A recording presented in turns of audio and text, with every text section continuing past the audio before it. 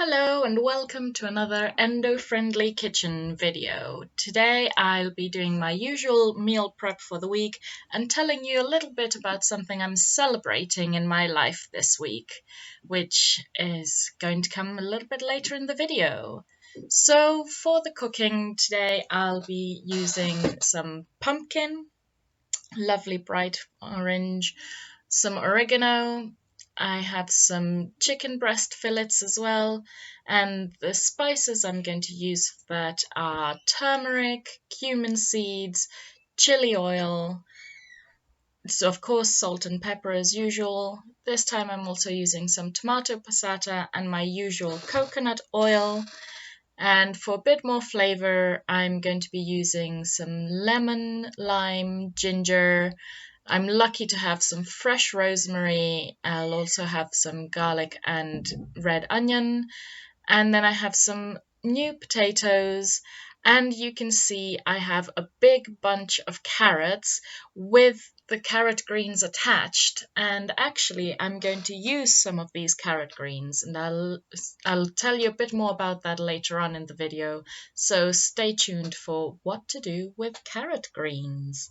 Alrighty then, let's get going with the cooking. I'm going to start with the potatoes, and for that I will need to put a pot of water on to boil with a bit of salt. And while that's coming up to boil, I've scrubbed the potatoes, and as the water is boiling, as you can see from the steam, I'm ready to chuck the potatoes into the pot. Now, they will need about 15 to 20 minutes. It depends a little bit on the size of your potatoes and how many you're doing. And I've turned the heat down just so that they don't boil over. In the meantime, I'm going to prepare the pumpkin and carrot. I love roast vegetables, so although it's summer, I'm going to cook them in the oven, roasted, which is actually then also delicious to eat cold. You can make them into salads. Cold roast vegetables make really yummy salads. So I'm putting the oven on at 180 degrees, and while that heats up, I'm going to wash the carrots and, of course, the carrot greens. Now, with the greens, with the leaves of the carrot, the flavor they have is very similar to parsley, but a much milder version of parsley, which, if you're like me, parsley can sometimes be a little bit overpowering, so I prefer actually the carrot greens. Once I've washed them, I'm just going to chop the leaves as if they were for salad and put them in the fridge for now. The carrots, of course, going chopped into an oven tray, and that will be joined by the pumpkin once I've scooped the seeds out, peeled and chopped. And now, of course, I need to add some flavors, so some salt and pepper, a bit of turmeric, some chili oil. I'm almost running out, so just the last few drops are going in there. Some cumin seeds and some coconut oil, as always. You can also use olive oil if you'd prefer, or any other kind of oil. Some garlic for flavor. As I've said before, I love garlic, but you don't need to add it if you don't want it. It's up to you. Now, the rosemary, you can chop it small and add it in. I prefer to just wash it and add the sprigs as they are, as that also makes it easier to remove the rosemary if people don't want to eat it. Here I'm going to add some red onion. This is about half an onion. And again, you can use any other kind of onion you like. I just happen to like red onion and have it at home today.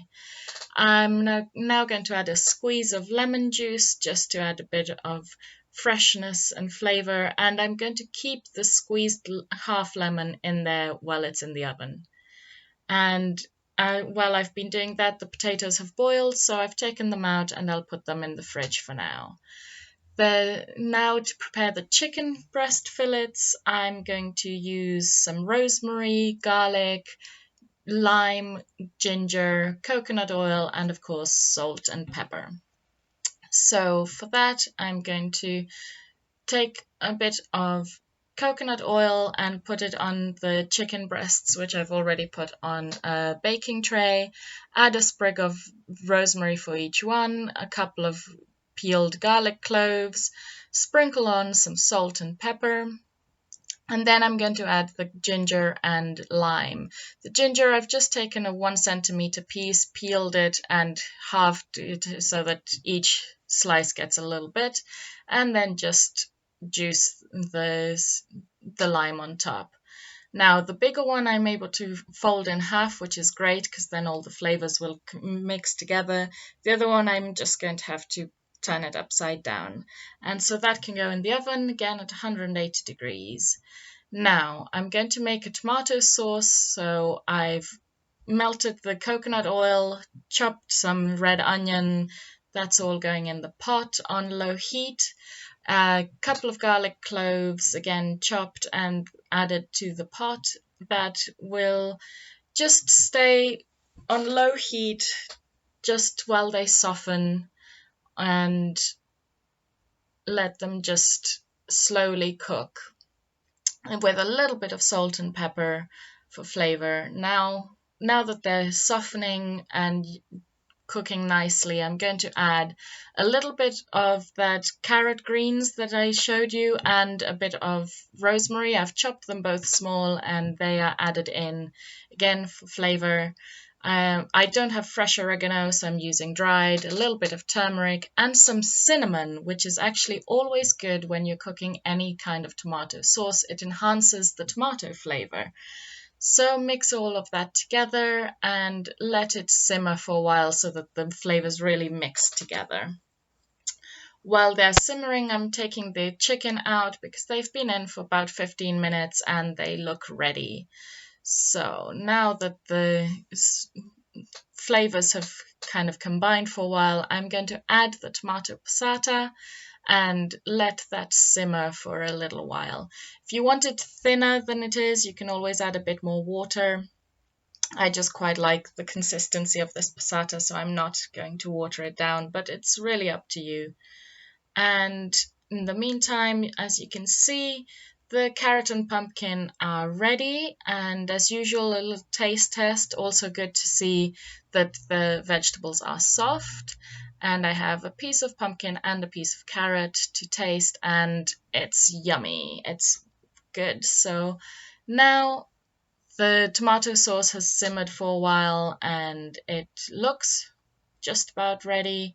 So I'm just giving it a quick stir before adding in a little bit of lemon juice. You can also use vinegar if you'd prefer. I just happen to like lemon in my tomato sauce. And now just taste that for salt, pepper, and so on to see how that is. And it's ready. It's yummy, so it's ready to go to cool down. And so that's the cooking for this week. You can see there the carrot greens chopped, ready to go into my bag of salad. The boiled potatoes, roast carrot and pumpkin, ready to either be heated up or eaten cold. My chicken breasts and of course my tomato sauce. Now, some of you will have noticed I didn't have any fish this time, and that's because I bought king prawns ready cooked. And the idea is that I'm going to heat them up at the same time as the tomato sauce, so make a kind of tomato sauce with king prawns and eat that over my favorite spelt pasta as a special dish, because as a student king prawns are expensive, but that's my treat for this week because, as I said at the beginning of the video, I'm celebrating the fact that this week I have finished my 2 years masters here in London. And yeah, unless I hear back that I need to redo anything, this is me graduating as a drama and movement therapist. The graduation itself isn't happening until the end of the year, but this is the end of my course. So as a celebration, I treated myself to prawns, which I love, with a yummy tomato sauce on pasta. And yeah, thank you for watching this video, and let me know if there's anything you're celebrating in your life. I'd love to hear about it. As I said, this course has been quite a challenge for me, especially as my endometriosis symptoms got worse during the second half of the course, but I am just so glad to have made it.